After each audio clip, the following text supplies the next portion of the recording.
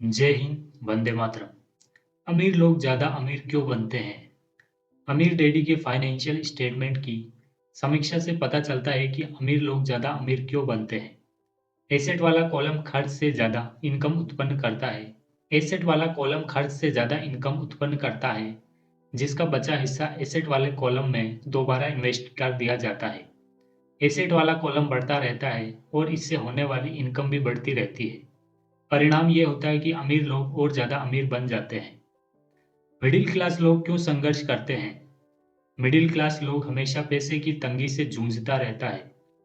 उनकी मूल आय वेतन से होती है। जब उनका वेतन बढ़ता है तो टैक्स भी बढ़ जाते हैं। उनके खर्चे भी वेतन बढ़ने के रेशो में बढ़ जाते हैं, इसलिए इसे रेट रेस कहा जाता है। वे आमदनी उत्पन्न करने वाली एसेट में इन्वेस्टमेंट करने के बजाय अपने मकान को अपनी सबसे बड़ी एसेट मानते हैं। कर्ज से लदे वर्तमान समाज की बुनियाद में दो चीजें हैं। पहली, अपने मकान को इन्वेस्टमेंट मानने की आदत, और दूसरी यह दर्शन की तनख्वाह बढ़ने का मतलब यह है कि आप एक ज्यादा बड़ा मकान खरीद सकते हैं या ज्यादा खर्च कर सकते हैं। बढ़े हुए खर्चे की वजह से लोग ज्यादा कर्ज और ज्यादा फाइनेंशियल अनिश्चितता में डूब जाते हैं। हालांकि हो सकता है कि वे अपनी नौकरियों में तरक्की कर रहे हों और उन्हें वेतन वृद्धि नियमित रूप से मिलती जा रही हो। ये बहुत जोखिम भरी जीवन शैली है और इसका मूल कारण फाइनेंशियल एजुकेशन का अभाव है। हाल में नौकरियों की भारी कटौती से साबित हो चुका है कि मिडिल क्लास आर्थिक दृष्टि से कितना असुरक्षित हाल में है। कंपनियां पारंपरिक पेंशन योजनाओं की जगह पर 401 योजनाएं ला रही है। सामाजिक सुरक्षा स्पष्ट रूप से खतरे में है और रिटायरमेंट के स्रोत के रूप में उस पर भरोसा नहीं किया जा सकता। मिडिल क्लास के लिए दहशत भरा माहौल बन चुका है। आज म्यूचुअल फंड लोकप्रिय हैं क्योंकि उन्हें सुरक्षित माना जाता है। एवरेज म्यूचुअल फंड खरीदने वाले लोग टैक्स चुकाने और मार्गेज भरने, अपने बच्चों की कॉलेज की शिक्षा के लिए सेविंग करने और क्रेडिट कार्ड का कर्ज चुकाने के लिए मेहनत करने में बहुत ज़्यादा व्यस्त रहते हैं। उनके पास इन्वेस्टमेंट के अध्ययन का समय नहीं रहता, इसलिए वे किसी म्यूचुअल फंड मैनेजर की विशेषज्ञता पर भरोसा करते हैं। इसके साथ ही चूंकि म्यूचुअल फंड में कई अलग-अलग प्रकार के इन्वेस्टमेंट शामिल होते हैं, इसलिए वे महसूस करते हैं कि उनका पैसा सेफ है। क्योंकि ये डाइवर्सिफाइड है, ये शिक्षित मध्य वर्ग म्यूचुअल फंड ब्रोकर्स और फाइनेंशियल नियोजकों द्वारा फैलाई गई मान्यता में यकीन करता है।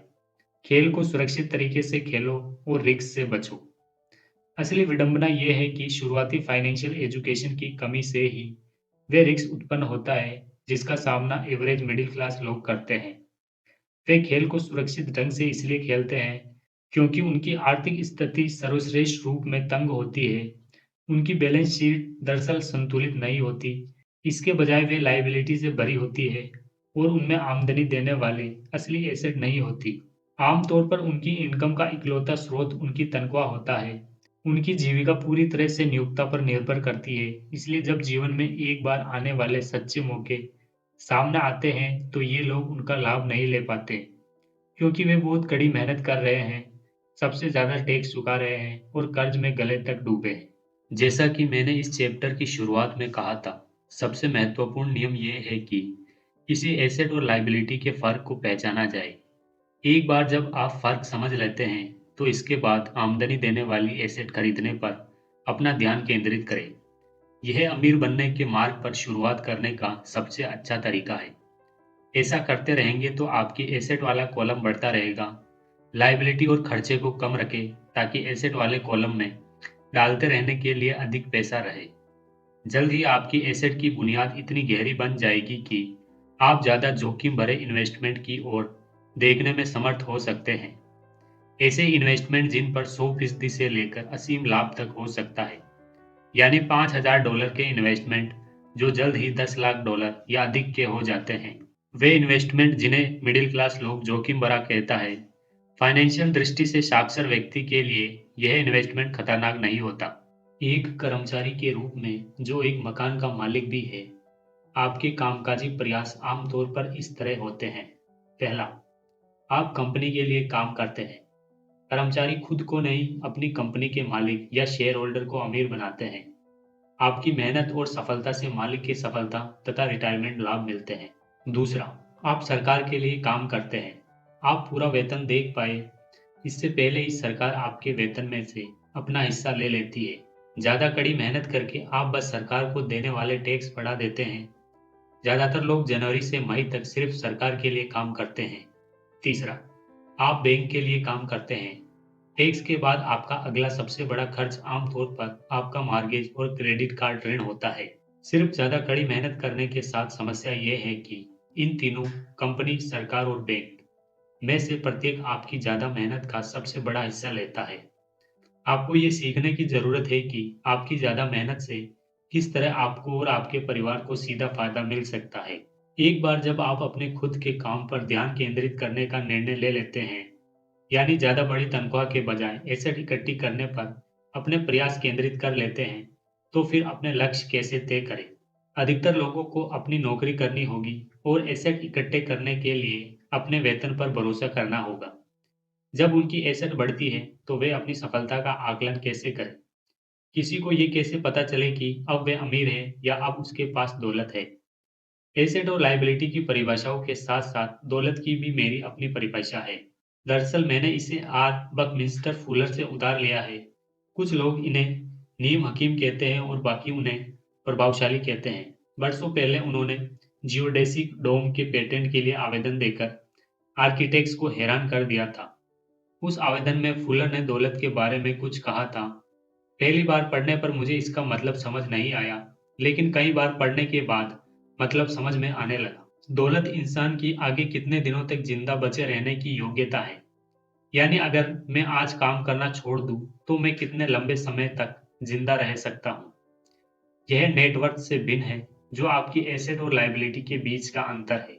नेटवर्थ में अक्सर ऐसी एसेट्स भी आ जाती है जिनसे इनकम नहीं होती, जैसे वह चीज जिससे आपने खरीदा था और जो अब आपके गैराज में खड़ी है। मगर दौलत का सीधा सा हिसाब यह है कि आपका पैसा कितने पैसे कमा रहा है, यानी आर्थिक दृष्टि से आप कितने समय तक जिंदा रह सकते हैं। दौलत लॉस वाले कॉलम और एसेट वाले कॉलम से प्राप्त कैश फ्लो का तुलनात्मक आकलन है। आइए इसे एक एग्जाम्पल से समझते हैं। मान लेते हैं कि मेरी एसेट वाले कॉलम से मुझे हर महीने $1000 का कैश फ्लो मिलता है और मेरा मासिक खर्च $2000 है। मेरे पास कितनी दौलत है? बकमिंस्टर फुलर की परिभाषा पर लौटते हैं। उनकी परिभाषा का इस्तेमाल करते हुए मैं आज कितने दिनों तक जिंदा रह सकता हूँ? अगर हम एक महीने में 30 दिन मान लें, तो मेरे पास आधे महीने के लिए पर्याप्त कैश फ्लो है। जब मुझे अपनी एसेट से $2000 मासिक कैश फ्लो मिलने लगेगा, तो मैं दौलतमंद बन जाऊंगा। हालांकि मैं अब तक अमीर नहीं बन पाया हूँ, लेकिन दौलतमंद जरूर बन गया हूँ। हर महीने मेरी एसेट से मुझे इतनी आमदनी मिलती है कि मेरे महीने का खर्च आराम से चल जाता है। अगर मैं अपने खर्चे बढ़ाना चाहता हूँ, तो दौलत के इसी स्तर को कायम रखने के लिए पहले मुझे अपना कैश फ्लो बढ़ाना होगा। यह भी ध्यान दें कि इस पॉइंट पर मैं अपने वेतन पर निर्भर नहीं हूँ। मैंने एसेट वाले कॉलम को बनाने पर ध्यान केंद्रित किया है और मैं इसमें सफल रहा हूँ, जिसकी बदौलत मैं आर्थिक दृष्टि से स्वतंत्र हो चुका हूँ। अगर मैं आज कुछ ना भी करूँ, तब भी मेरी एसेट से इतना कैश फ्लो आता रहेगा कि मेरा मासिक खर्च आसानी से चलता रहेगा। मेरा अगला टारगेट ये होगा कि मेरी एसेट से प्राप्त कैश फ्लो का जो हिस्सा महीने के अंत में बच जाता है, उसे दोबारा एसेट वाले कॉलम में इन्वेस्ट कर दूं। मेरे एसेट वाले कॉलम में जितना ज़्यादा पैसे आएगा, एसेट वाला कॉलम उतना ही ज़्यादा बढ़ेगा। मेरी एसेट जितनी ज़्यादा बढ़ेगी, उनसे मिलने वाला कैश फ्लो भी उतना ही ज़्यादा बढ़ेगा। और जब तक मैं अपने खर्चे को इन एसेट से मिलने वाले कैश फ्लो से कम रखता हूँ, तब तक मैं ज़्यादा दौलतमंद बनता रहूँगा। ध्यान देने वाली बात यह है कि मेरी इनकम शारीरिक मेहनत से नहीं, बल्कि दूसरे जरिए से हो रही है। जब तक पुनर्इन्वेस्टमेंट की नई प्रक्रिया जारी रहती है, तब तक मैं अमीर बनने की राह पर अच्छी तरह चल रहा हूँ। बस इस सरल सबक को याद रखें, तो मैं अपने खुद के बिजनेस पर ध्यान केंद्रित करना कैसे शुरू करूँ? और इसी के साथ ही दूसरा चैप्टर समाप्त होता है और इस सवाल का आंसर हम तीसरे चैप्टर में जानेंगे। धन्यवाद। जय हिंद। वंदे मातरम।